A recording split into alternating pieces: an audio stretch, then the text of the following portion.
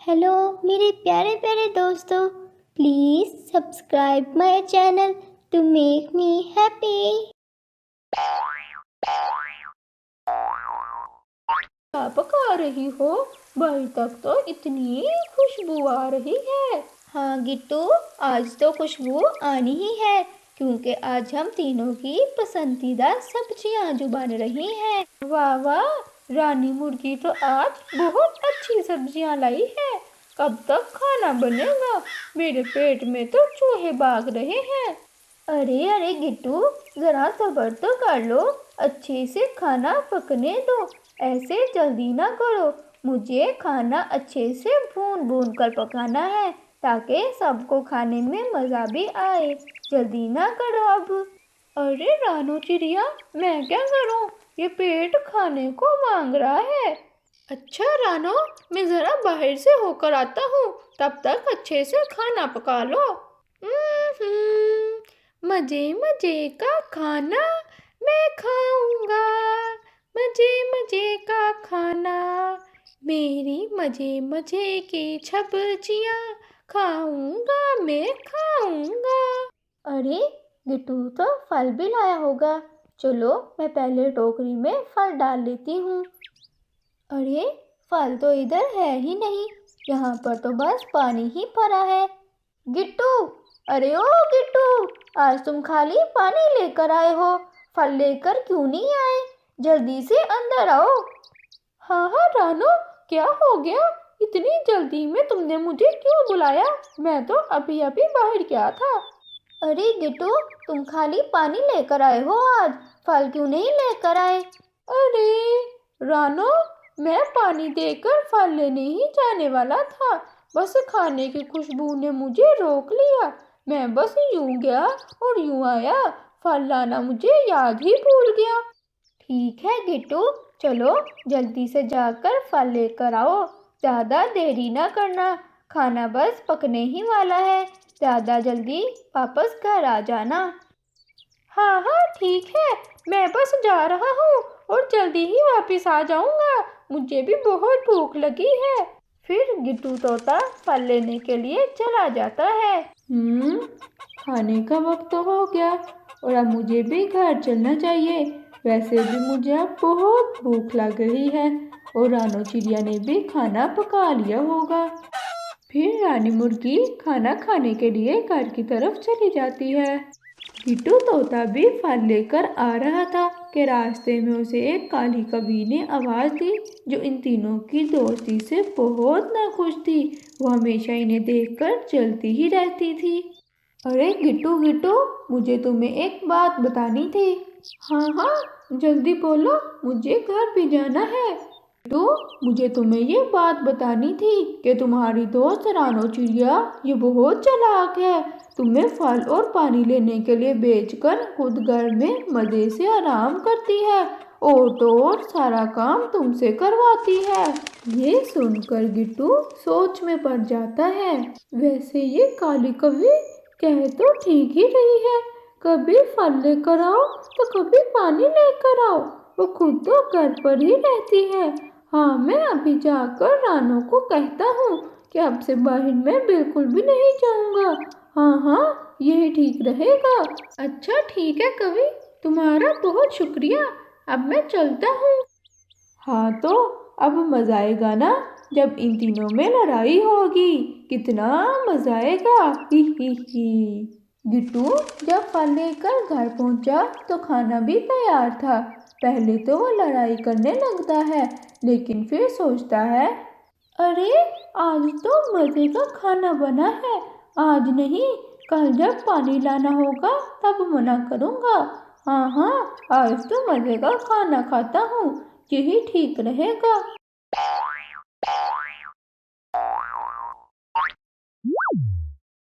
Hello मेरे प्यारे प्यारे दोस्तों, please subscribe my channel to make me happy.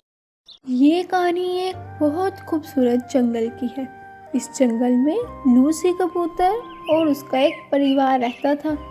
Lucy कबूतर का एक बेटा भी था। वो अपने बेटे से बहुत प्यार करता था। लूसी कबूतर के घोंसले से कुछ ही दूरी पर एक कालू कौवे का भी घोंसला था, जिसमें कालू कौवे और उसका परिवार रहता था। लूसी कबूतर और कौवे की आपस में बिल्कुल भी नहीं बनती थी, क्योंकि कौवा हमेशा कबूतर को तंग करता रहता था। एक दिन जंगल में अचानक कहीं से चील आ गई। जंगल में मौजूद तमाम पक्षी बहुत डर गए। अरे ये चील कहाँ से आ गई? मैं अपने नन्हे से बच्चे को इस चील से कैसे बचाऊंगी? ये चील तो अक्सर बच्चों को उठा के ले जाती है, क्योंकि वे बहुत कमज़ोर होते हैं। न जाने ये भयानक चील कहाँ से आ गई इस जंगल में। मैं अपने नन्हे बच्चे को कैसे इससे बचाऊं?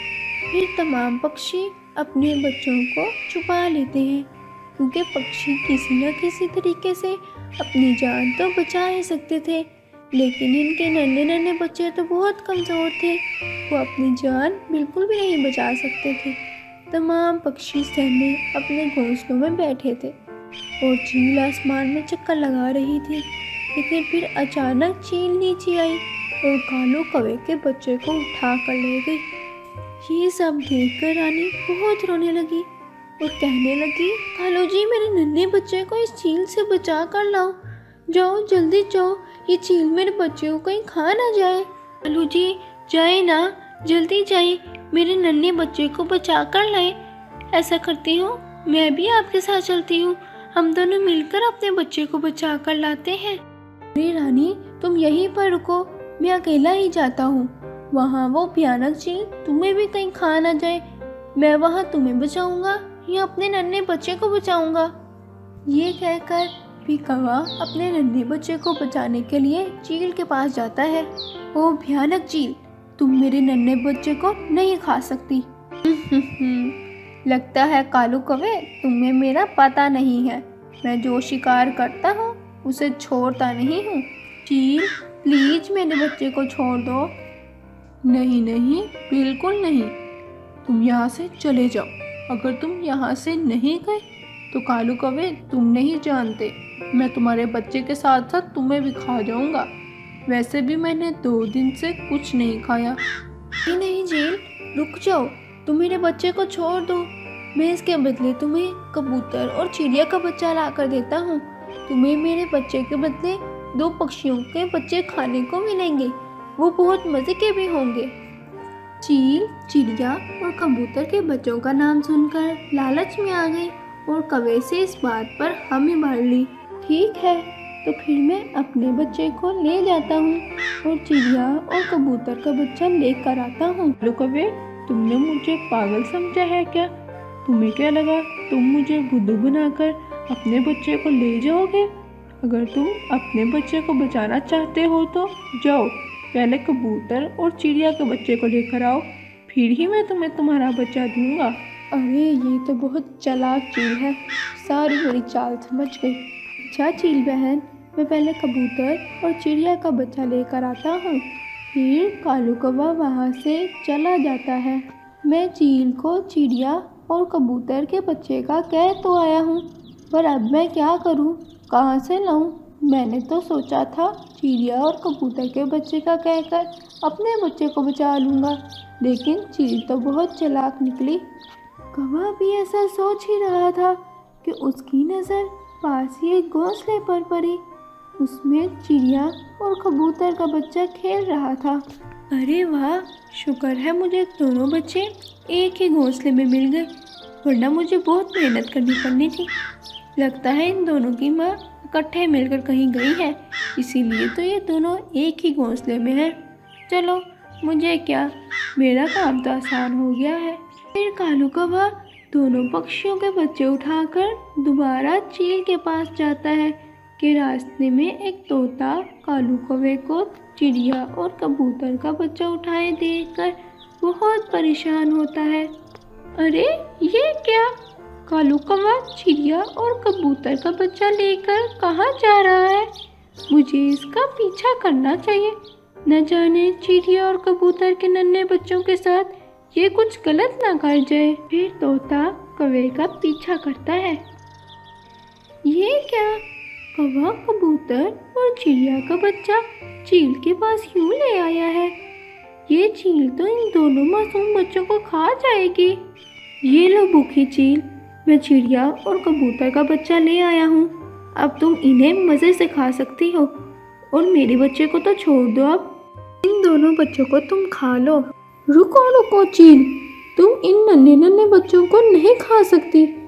इन नन्हे नन्हे बच्चों ने तुम्हारा क्या बिगाड़ा है जो तुम इन्हें खाना चाहती हो? मुझे इन बच्चों से तो कोई लेना देना नहीं है, मुझे तो बस भूख लगी है और मैं इन बच्चों को तो ज़रूर खाऊंगी। तोते और चील के आपस में ये बहस हो ही रही थी कि कौवा मौका पाकर अपने बच्चे को लेकर भाग गया। अरे चील, तुम इतनी बेरहम हो ये तो मुझे पता है, लेकिन सोचो अगर मैं तुम्हारे बच्चों को मार डालूं फिर तुम क्या करोगी? ये सुनना ही था कि चील का दिल पिघल गया, क्योंकि माँ का दिल माँ का होता है। कोई भी अपने बच्चों के साथ ऐसा नहीं करना चाहता। उसने चिड़िया और कबूतर दोनों के बच्चे को छोड़ दिया और तोते को कहा, इन दोनों को ले जाओ। तोते, इन दोनों बच्चों को ले जाओ और इन दोनों को इनकी माँ को दे आओ। तोता पहले चिड़िया के घोंसले में गया, लेकिन वहाँ चिड़िया नहीं थी। फिर वो कबूतर के घोंसले में जाता है, लेकिन वहाँ कबूतर भी नहीं था। फिर तोता वहीं पर बैठकर चिड़िया और कबूतर का इंतज़ार करता है। कुछ देर बाद चिड़िया और कबूतर आ जाते हैं। अरे तोते भैया, तुम यहाँ क्या कर रहे हो? पहले तुम मुझे ये बताओ, तुम दोनों कहाँ गए थे? तुम दोनों को पता भी है तुम्हारे बच्चों के साथ क्या हुआ? अरे तोते भाई, हम दोनों तो इन दोनों को इकट्ठा छोड़कर दाने की तलाश में गए थे। लेकिन तोते भैया बताओ क्या हुआ? आप बहुत परेशान लग रहे हैं। कौवा तुम दोनों के बच्चे लेकर चील के पास ले गया था। चील तो बस इन्हें खाने ही वाली थी। वो तो शुक्र है मैंने उसे देख लिया और इन दोनों को बचा लिया है। तुम्हारा बहुत बहुत शुक्रिया तोते, तुमने हम दोनों के बच्चों की जान बचाई है। हम दोनों तुम्हारे बहुत शुक्रगुजार हैं। तोते भैया, आपने मेरे नन्हे बच्चे की जान बचाई, साथ साथ कबूतर के नन्हे बच्चे की भी जान बचाई है। आपने बहुत बड़ा काम किया है। हम दोनों आपके बहुत शुक्रगुजार हैं। आपका बहुत बहुत शुक्रिया। प्यारे दोस्तों, जब आप भी किसी को मुश्किल में देखें तो उसकी मदद ज़रूर किया करें, जैसे कि इस कहानी में तोते ने। हेलो मेरे प्यारे प्यारे दोस्तों, please subscribe my channel to make me happy. टूनी और जोनी की अभी नई नई शादी हुई थी। ये दोनों बहुत खुश थे। जोनी टूनी का बहुत ख्याल रखता था। जोनी जी, घर में खाने को कुछ नहीं है। अरे अरे टूनी, तुम फिक्र क्यों करती हो? मैं अभी बाहर जाता हूँ और दाना ढूंढ के लाता हूँ तुम्हारे लिए। जी ठीक है, पर क्या टूनी, बताओ। अब जल्दी आ जाइएगा, मुझे अकेले डर लगता है जोनी जी। अरे मेरी प्यारी टूनी, डरने की क्या बात है, लेकिन फिर भी मैं जल्दी आने की पूरी कोशिश करूँगा। पता नहीं है कि दाना करीब से मिलेगा या दूर से, बाहर जाके पता चलेगा ना।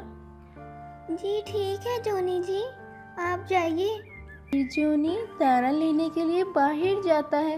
वो इधर उधर दाना ढूंढता रहता है, उसे कहीं दाना नहीं मिलता। फिर आखिरकार उसे एक दरख्त के पास बहुत सारे गंदम के दाने मिले। वो बहुत खुश हो गया। अरे वाह, यहाँ पर तो गंदम के बहुत ज़्यादा दाने हैं, लेकिन इतने सारे दाने मैं कैसे लेकर जाऊँगा? अगर मैं एक एक दाना लेकर जाऊँगा तो फिर तो मैं बहुत थक जाऊँगा। ऐसा करता हूँ, टूनी से एक टोकरी लेकर आता हूँ, फिर उसमें एक बार ले जाऊँगा। हाँ, ये ठीक है। फिर जोनी वापस घर जाता है टूनी से टोकरी लेने के लिए। अरे जोनी जी, आप वापस इतनी जल्दी आ गए। दाने कहाँ हैं? दिखाए दाने। टूनी, मैं अभी दाने तो नहीं लाया, मुझे बहुत सारा अनाज नज़र आया है, लेकिन मैं बार बार लाकर बहुत थक जाऊंगा। मेरे लिए सारा लाना बहुत मुश्किल था, इसीलिए मैंने सोचा कि मैं पहले घर जाकर तुमसे एक टोकरी ले आता हूँ, फिर एक बार ही ले जाऊँगा। ऐसे में थकूंगा भी नहीं और बहुत सारा अनाज एक दफ़ा इकट्ठा हो जाएगा। हाँ जोनी जी, मेरे पास एक मजबूत टोकरी है, मैं वो लाती हूँ, वो टूटेगी भी नहीं और ज़्यादा सारा अनाज भी संभाल लेगी।